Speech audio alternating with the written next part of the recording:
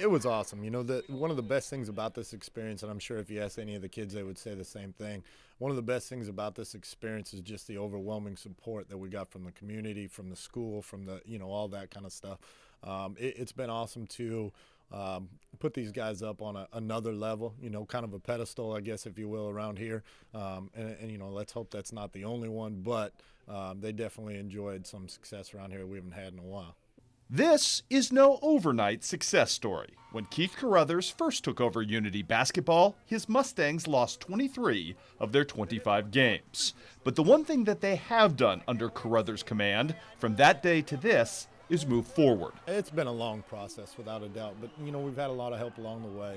Help at the lower levels, help in the middle school, help at the JV level. We started off when I first got here talking a lot about building a program, where it's kind of continuous all the way from the lower levels up.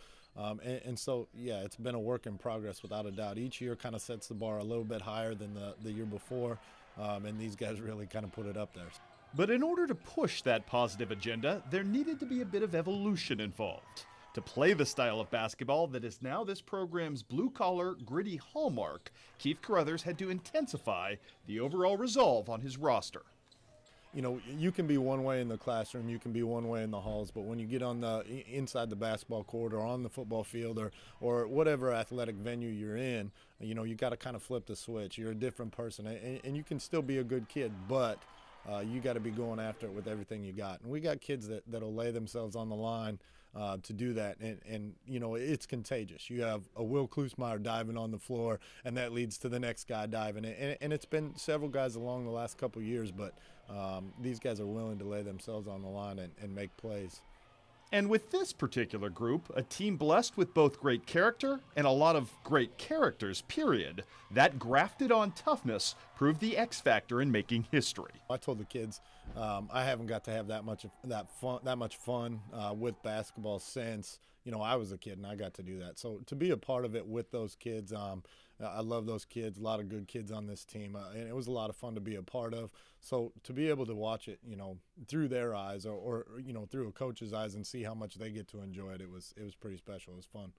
And it is also true to blueprint, one more benchmark Keith Carothers can deftly use to push this program continually forward and further improve the basketball fabric within a rekindled sports community. Next season started already. We had kids, and this is the nice thing about our kids. We had kids that, were asking to be in the weight room the next week, So right now, at this point, it's maintained. You got to stay at this level. Once you get there, you can't just rest on your laurels, if you will. You can't just sit back and accept that, okay, well, one year we had success, and it's going to be like that all the time. We preach a work ethic with these kids. It's in the weight room, it's in the basketball court, that kind of stuff. So if we maintain that work ethic, and I think we will, we'll continue to have some success. You look in the crowd, you see all those little faces. Those are future Mustangs. The value for you or whoever's coaching this program 10, 15 years from now in what you were able to do, that's going to resonate for a long time, isn't it? Well, yeah, without a doubt. After our state tournament, we went around to some of the elementary schools, and one of the greatest things that you see is all those little kids that want to be the next Lane Davis, the next Alex Blickhand, and they're out in their backyard on the court practicing to be that kid. And like you said, 10, 15 years down the road, that's who we're going to have. Those kids that were out in their backyard practicing to be the next Lane Davis, Alex Blickhand, Will Klusmeyer, Dylan Schaefer, all of those guys, without a doubt.